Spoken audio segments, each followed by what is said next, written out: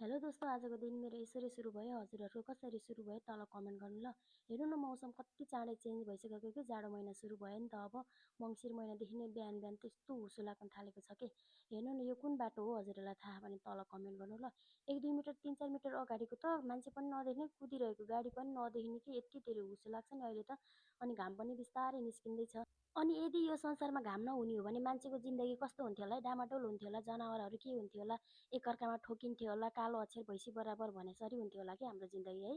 अनि के अर्को कुरा कि हामी मान्छे मान्छे बिच झगडा भएर बदला लिनेको भावना हुन्छ नि त। यदि घाममा पनि बदला लिनेको भावना उब्जियो भने के हुन्थ्यो होला है मान्छेको जिन्दगी।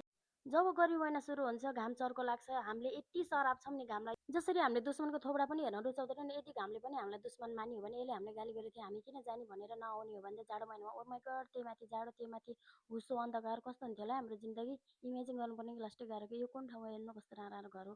हजुरहरूलाई थाहा भने तल कमेन्ट गर्नु ल। Okay bye, thanks for watching. आजलाई यति नै।